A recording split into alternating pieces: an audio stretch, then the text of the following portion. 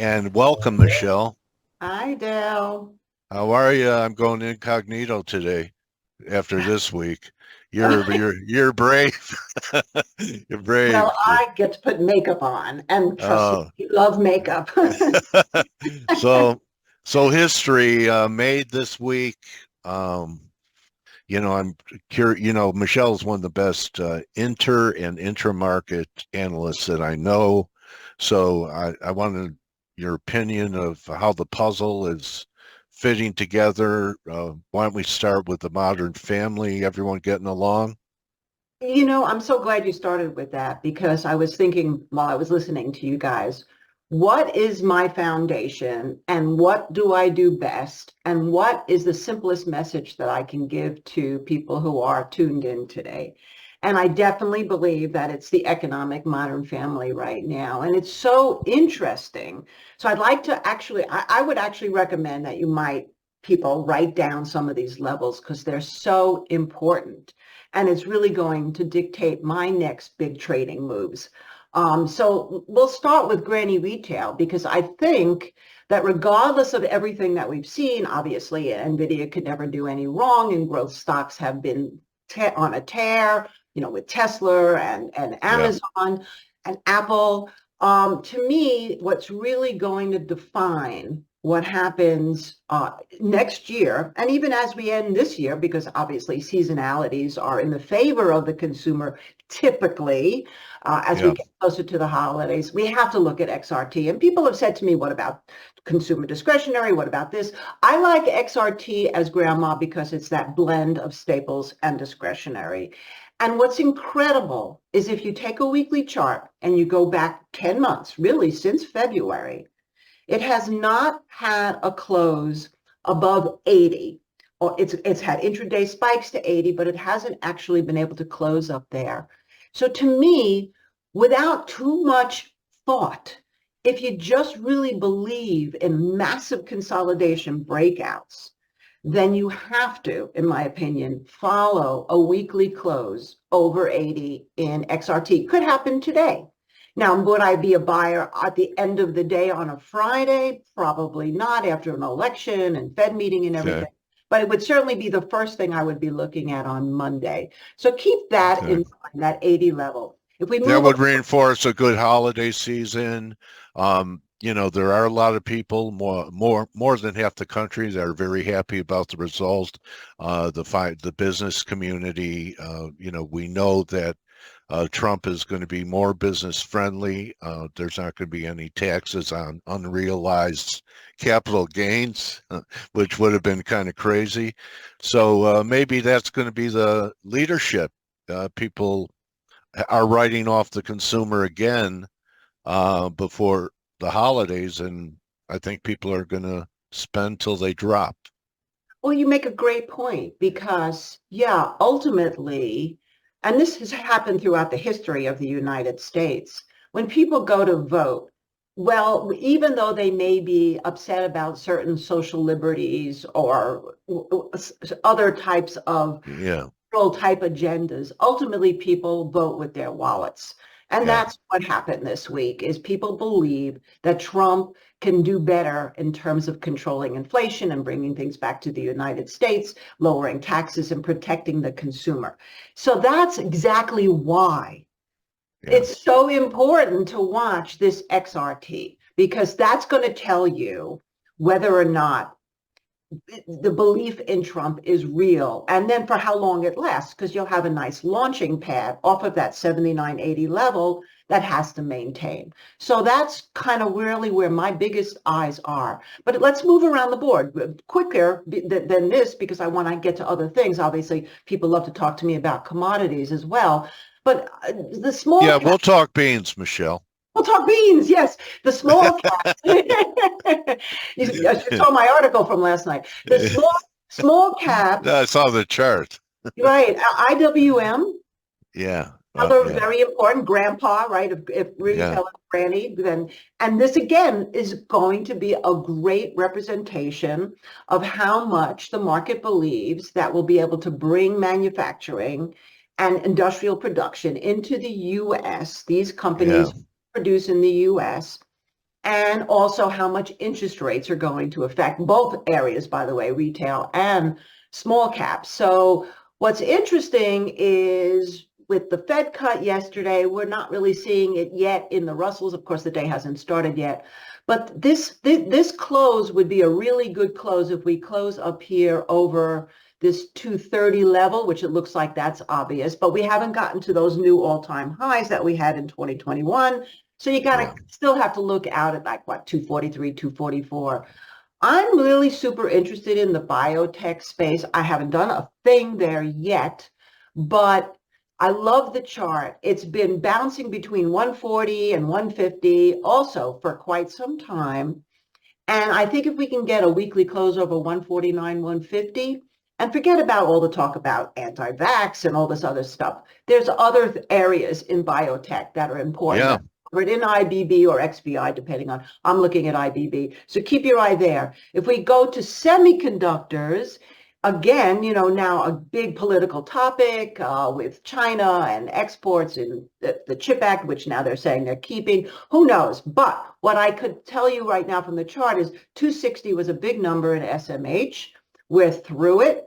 If we can get a weekly close above it, then my guess would be we'll see 280 in semiconductors pretty soon. Transportation's been interesting. That They've also, been lagging though, Michelle. What do you they've make been out of lagging. well, almost everything else has made new highs, and the semis led all last year. Okay, is there any kind of market tell, even though Nvidia has made new highs, that the semis are still well off their highs? Well, I think that part of the reason has been obviously there's been a lot of, stuff coming out of China and problems there. And I think a lot of the companies are trying to transition. If you look at Intel, for example, Yeah, um, right now it's still very much a bottom play. A lot of people think it's the generational opportunity, and it may be. I still think it needs to get through 30. But that's kind of what's happened in a lot of the, super micro. I mean, there's been yeah, some real issues in that space with right, guidance going forward. And it got right. so elevated, this is the nature of cycles, right? That's why so many people are talking about the great rotation into some of these other areas out of growth a little bit. That would make sense. I don't think you have to necessarily overthink. You just have to understand that this is the nature of life is cycles. And that's Yes, why I'm so keen on the first three I talked about, maybe a little less keen right now in the semiconductor space. right. Okay. Transportation is another one, the old Dow theory, right? Here we Yeah. go. Transportation's done pretty good. So unless it really breaks back down under, let's say, IYT 70, I think that's another interesting area. Again, would support a Trump policy of goods in the United States. And then finally, we have to look at the regional banks. And that's been really fascinating to me because there's the classic example. As it got through 50, it's up at 65 or ish right now. Yeah, the funny, 65 yeah. is where it was in March, April of 2023. SVB. Yeah, right before it had the huge crash down. Right, So that right, now what we've done is we've rallied back to where the crash started. So right. that's another interesting area to be looking at with the regional banks. So that's kind of how I'm looking at the family right now. Okay, I know it's not in the family, but uh, I started paying attention to things like home builders, and Airbnb put out earnings yesterday. And I think that there's issues with the housing market. Uh, uh, I think that's something that has really propelled confidence and consumer spending and everything. And it's people's largest asset usually, Mm-hmm. and they have properties, rental properties. I think that it'd be ironic that a developer as president is going to reside over potentially the another housing crisis like we had in '08. And yes, now I'm not necessarily worried about an '08 crisis because don't forget what happened in '08 was they were giving mortgages to just about Yeah, anyone, completely stated income, right? So you could say that you were, working as a house cleaner, but you were yeah, making $250,000 a year. Yeah, And they, liar loans. right, exactly. Yeah, And you had the whole subprime debacle, which really started it. We're not at that point right now. It's just a whole lot harder to get a loan right now at these levels of interest rates. And great point. yeah, and we have seen housing prices actually go way up over the last several years. So you have a kind of a, two-pronged strike against first-time home buyers, higher prices, Yeah. higher rates.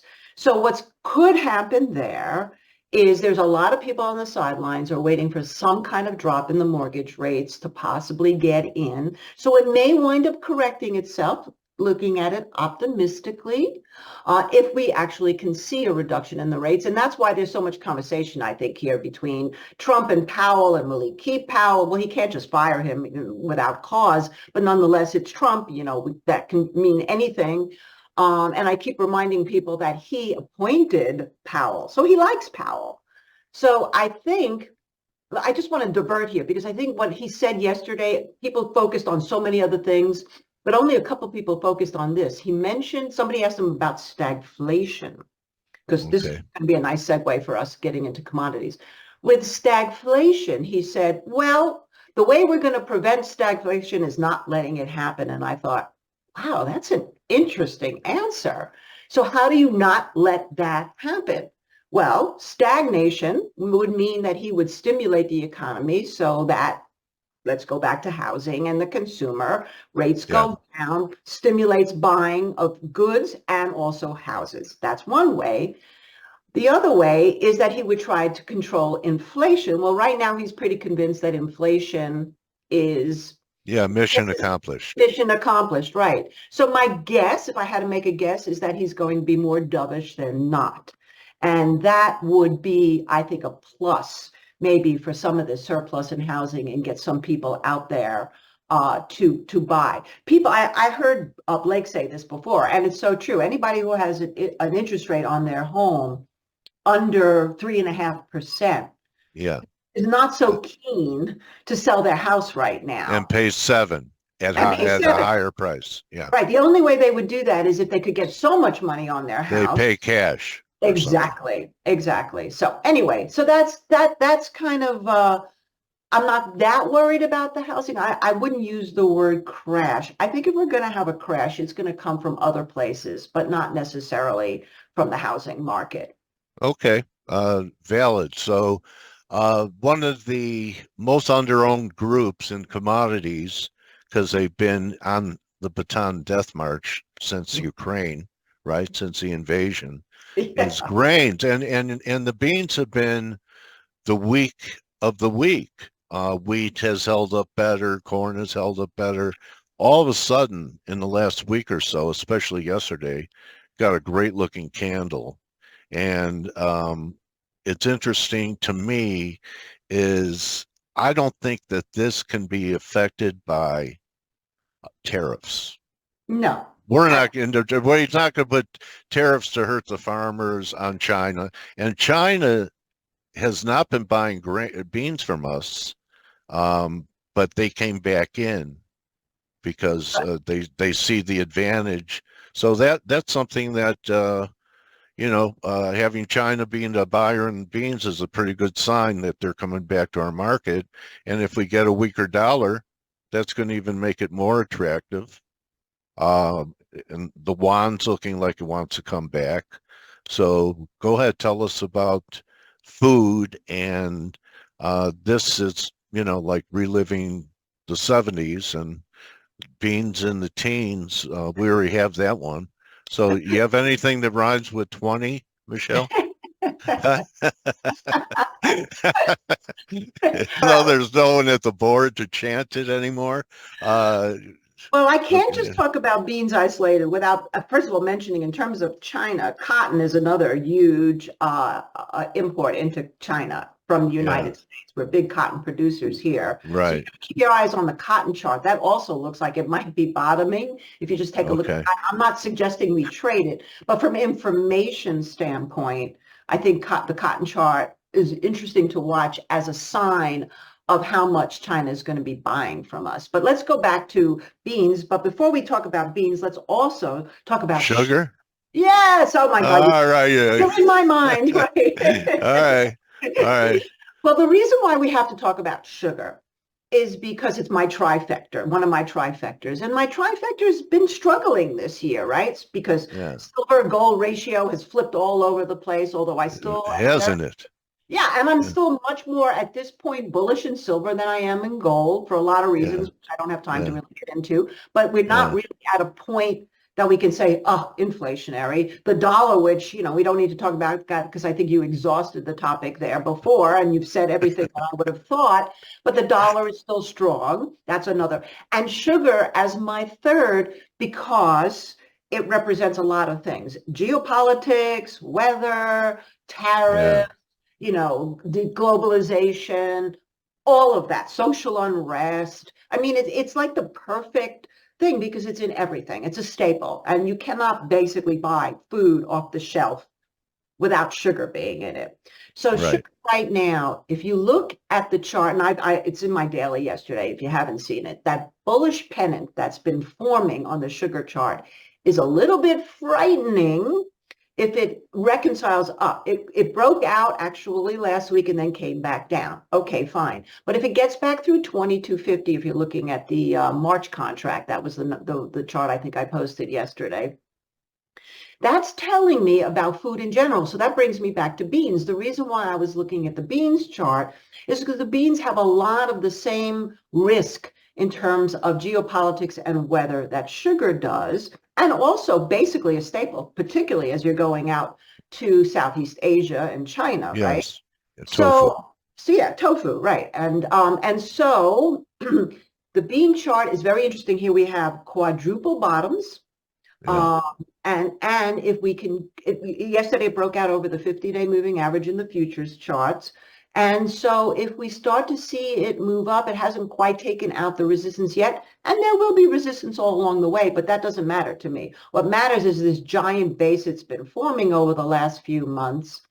And if it continues to go higher from here, like get through, really basically 106, 110, whatever, if you're looking at that contract, that to me means another sign. And in general, I believe that food is the thing that we have to keep our eyes on for next year. Not only as a potential investment, as I mentioned with sugar and beans, DBA could be something to be looked at as well because it covers a whole gamut. But And it did it with the whole market selling off. Okay. A strong dollar took metals down, but the beans actually on their own. I always look for days like that where you have a red day across similar groups. What's mhm, green? There's a market message in that it right. could be green. I think it's off a little bit here this morning. I haven't looked in about a half an hour, but Yeah. nonetheless, that doesn't matter. I mean, by the way, my little very casual, unproven, but yet observation is never sell commodities on a Friday if they're weak. I don't know. For some reason, that Uh, just seems like on Friday there's profit taking, and it's a trap if you think the move is over. So just oh gosh, the floor trader never leaves you. exactly. How All could it? right. It's been my friend. But anyway, so my advice to everybody is watch The Modern Family for the macro. That's going to really be a great guide. Again, considering the country thinks that Trump's going to fix the U.S. economy to the point where it's going to see major growth without inflation. That is going to tell you in the charts. This is where the charts are super comforting. And then in terms of commodities, yeah, watch the silver. If it gets back through 3250, I think that's a good sign. I don't even really necessarily care what gold does as much, more about silver and the relationship to gold. The dollar, I mean, I just looked at the euro dollar chart before I came on, by the way, and the euro looks terrible. But Okay. the dollar yen, is kind of like, oh, okay, if it breaks down under 149, that's probably weak for the dollar. If it gets through 156, not a great sign for the yen. What that does, I'm not really sure. The yen carry trade was something that people got all hysterical about a month ago. But still, regardless of all of that, keep your eye on food, basic food commodities, because even if we end the war in Ukraine or what have you, I still feel that that could be the secret inflationary sauce that nobody can control because as far as I know, we can't artificially produce food enough to feed the entire world, number one. Yeah, Fed can't print corn. Exactly. And the Fed can't raise interest rates enough to a point. They Uh, did it though. They did it. I remember in 1980, the Volcker was watching corn prices, yeah, and but he look kept where he had to tightening. go. Yeah, do you That's think, but what he had to do to break the corn market. right, and do you think under Trump's watch that would happen No, right away? No, of no, course. we'll be negative 5% interest rates. We'll go back to negative rates. Yeah, well, maybe not, but at least maybe that 3.5% Fed funds rate, but that's really what I think is being targeted right now. Yeah, yeah. And I have to believe that Trump is reasonable enough and in communication with Powell, again, the guy he chose, to think that's probably more realistic and healthy as well. Okay. What I want to do is I want people to be able to find you and the great work you do. And here it is. Here's Michelle's website, Market Gauge. You could find her on X at Market Minute, but she does a lot of great work. And Michelle is right. I get her free update. They, I was looking at beans, and then I got this thing for Michelle, and I read them, and there she is talking about beans. So when someone whose work I respect starts to talk about something that I was already, paying attention to, it's like a confirmation to me, Michelle. I thank you, Dale, and I feel the same way about you. I love when we're in the same on the same page. Yeah, Yeah, yeah. you and I think very similarly. Even if we don't always agree, that doesn't matter. What does matter is when we do agree. So if we're watching beans together, let's go beans. Okay. I think that you're onto something, and there are ETFs. Have you ever tried any of the ETFs on the grains, Well, or they're a problem? SOYB. Well, Huh? yeah, there were a problem with K1s. A lot of people can't trade them. Oh, that's right. Yeah, Yeah. but SOYB would be the one tied to soybeans. Yeah. There's all these issues with it. I mean, but I know a lot of people don't want to trade futures. But DBA had an unbelievable move. I mean, Okay. about a year DBA. ago, people were talking to me about DBA. Oh, why do you think DBA is going up? At that point, it was only trading at like 20. It's gotten up over 26. It's sitting around 25. To me, that's not bearish. Yeah. That's laying in wait. Yeah. Any ag plays and stocks Well, that would, yeah, I've been, that's why I'm so Modern Family conscious right now. Two things I really believe for next year. I still believe in the thin trade. I do oh, believe yeah. that the diet drugs, love them or hate them, doesn't matter. I think people would say, I rather be thin than, and have any kind of risks from the drugs than be fat, which we know the risks are. And then that would create a situation where people might be looking at certain stocks that will make them better in their appearance now for the first time as they feel better about themselves. So that would be, skincare and beauty, maybe Yeah. fashion, maybe athletic wear, sneakers. These are the kinds of things for 2025 that I've been sort of looking at. Okay. Um, I still think, with the Tesla move, I think that the whole solar energy space and some of the American-made EV companies are so undervalued. I wouldn't necessarily be buying the Chinese EV companies, even though, China's going to do its own thing. But if we're looking at American economy, yeah, look at that. Look at some of some of the anything that has to do with industrial production increase. Symbotic is a company that's starting to look very interesting. They do automation for warehousing. Walmart uses them. So Okay. start thinking reshoring, but also think inflation, think about the basic raw materials that are needed to produce all these things that people are saying are going to be produced in this. Yeah, a lot of them are in China. So we have to be careful about poking them in the eye too Yeah, much because yeah, well, I know we're reshoring, but all the production is still there. absolutely. And Vietnam, which, Yeah. right now has probably been one of my, well, there's two trades that have been my most frustrating. Believe it or not, one of my better trades besides Bitcoin, blockchain, and all of that, because that was, regardless of whether Trump was winning with the halving, it was almost right on schedule. every time we've had a halving, every 4 years, it's October when Bitcoin Yeah. starts to take off. And that's Yeah. exactly what happened. And then, of course, the election, everybody said, oh, yeah, it's because Yeah. of Trump. But I think it was going to happen regardless of who Yeah. It won. was a cup and handle or a bull flag or Exactly. whatever. Yeah. Yeah. So, Any view on Apple before we say goodbye with the China thing coming up again? you know, I have not touched Apple for a really long time. I mean, Yeah. it's It's not really, attractive. I know It's a people bond. Is it It's a like a bond? bond.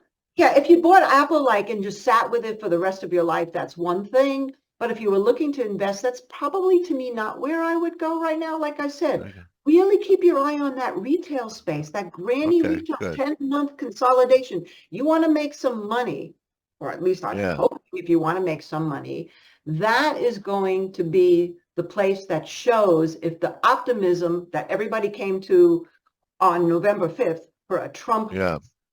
presidency is going to be real or not. That and the interest rates, of course. That will tell you everything right there. Another great interview with great content from Michelle Schneider Thank at you so much. Market Minute, and you guys can watch it again. Always check on what Michelle is thinking. Keep an open mind. It'll keep your account open. Right? Don't you think? Oh, yeah, yeah. You know, TGIF too. Man, I am tired. yeah. I'm sure you're Uh, tired too. Well, you didn't all show you. right. Yeah, you know, that's how tired. See how I look? That's pretty tired. I'm just a black box right now. So anyway, Michelle, great being able to talk to you again, and have a great fourth quarter, you and your team and all your subscribers. I hope they, just uh, reap all the guilt by Hanukkah. All right. Thank you. And by the way, I just want to say thank you to Stelios and Blake too, because you guys post my stuff every day, and I really Yeah. appreciate that. Yeah. They helped me recover my Twitter account. I Ah, lost it. These people have hearts. yeah, no, they're Yeah, wonderful guys, they both do. of them. Yeah. Yeah. Okay. And so are So, you, Dale. So thank you. oh, thanks, Michelle. Nice talking to you. Michelle Schneider, everybody. People are thanking you. Saloom says great interview. So you have fans here. Thank you, Ciao, Michelle. guys. Good luck. All right. All right. Bye-bye.